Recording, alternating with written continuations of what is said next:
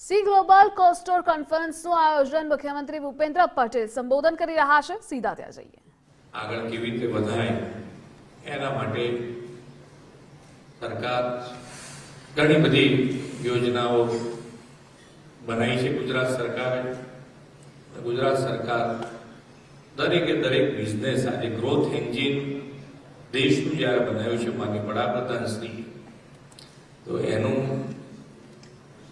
જો main heart હોય તો કે પોલિસી ડ્રીવન સ્ટેટ છે, એટલે દરેકે દરેક વસ્તુને એકદમ ક્લેરિટી સાથે લાભ આપવાનો અને જે કીધું છે એ કરવું એ માન્ય વડાપ્રધાનશ્રીનું કાર્યમંત્ર છે અને એની ઉપર જ ગુજરાત સરકાર પણ આજે આગળ વધી રહી છે। આજે 1963 થી કાર્યરત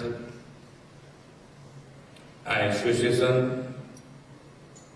875 સભ્યો અને લગભગ 30 મિલિયન ટન ક્ષમતા ધરાવતા 350 જેટલા પ્લાન્ટ કાર્યરત છે। ત્યારે આજે 23મી ગ્લોબલ ક્લસ્ટર કોન્ફરન્સના ઉદઘાટન પ્રસંગે ગુજરાતની ધરતી ઉપર આપ સૌનું હાર્દિક સ્વાગત કરું છું।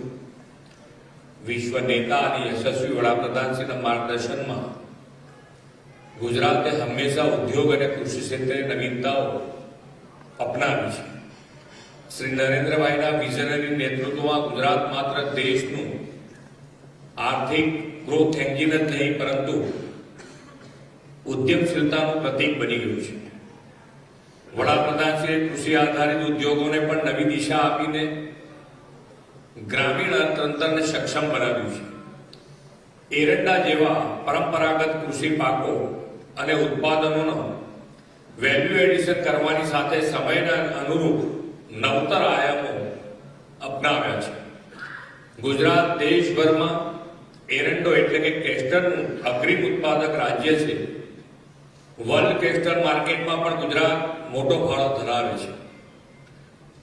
સોલ્વન્ટ એક્સટ્રેક્શન ઉદ્યોગ એક કૃષિ પ્રધાન ભારત માટે એક મહત્વપૂર્ણ ઉદ્યોગ છે અને દેશમાં તેલ ઉત્પાદનમાં ક્રાંતિ લાવવામાં મહત્વપૂર્ણ ભૂમિકા નિભાવે છે।